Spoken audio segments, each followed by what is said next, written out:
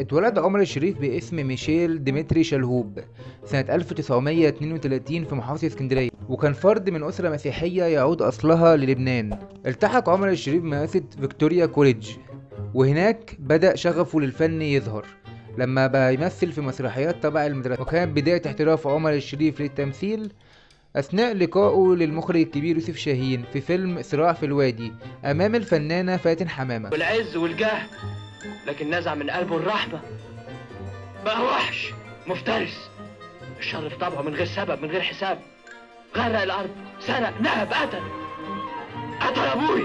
لحد فيلم نهر الحب، وده كان فيلم بطولة مع فنانة فاتن حمامة، وأثناء تصويرهم للفيلم لمشهد القبلة زوجها المخرج قال لها ستوب بحيث ان المشهد خلص، بس هي ما وقفتش، فده كان سبب طلاقها من المخرج عز الدين ابو الفقار. رجب كنت فين؟ ازيك؟ رجعت امتى؟ ايه ما تاخدنيش في دوجة، مش عيب تمسخري الراجل كده؟ لا، روح اللي يزيد عن حد المسخره ابوه. لا سمانة برضه، لكن سمانة. اللهم صل على النبي. وعاشوا قصة حب طويلة انتهت بالجواز سنة 1955، وخلفوا ابن عمر الشريف الوحيد طارق عمر الشريف. نيجي بقى لأهم مرحلة في مراحل حياة عمر الشريف، مرحلة العالمية، مرحلة هوليوود، ودي حصلت لما قابل المخرج العالمي ديفيد لين في أوائل الستينات، وعملوا فيلم لورنس العرب. You are mad. To come to Aqaba by land, we should have to cross the Nefud desert. That's right. The Nefud cannot be crossed.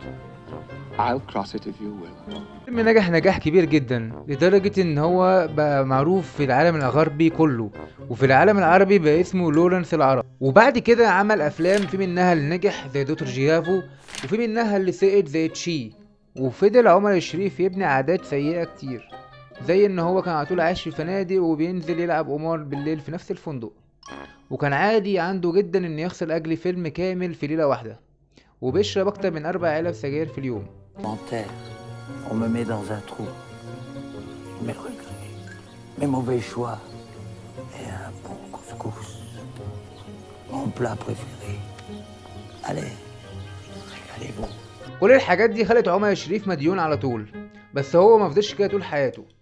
هو قرر انه يوقف الفوضى ديت وبطل السجاير والخمر والقمار ونزل على مصر، وقرر انه مش هيرجع تاني يعمل افلام ما تليقش بمكانته الفنية، واي فيلم هيجيله بدون سيناريو جيد مش هيعمله، لحد ما يجيله الفيلم اللي هيرجعه للفن تاني، لحد ما جاله فيلم هيدالجو، والفيلم نجح نجاح كبير جدا وخد جوائز كتيرة جدا.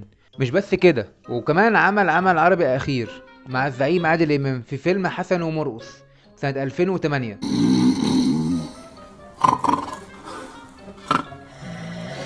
ما كفايه بقى اخيرا انت وهو. ايه فرقه مزيكا سرقتوا دماغنا، مش عارفين ننام، مش عارفين ننام.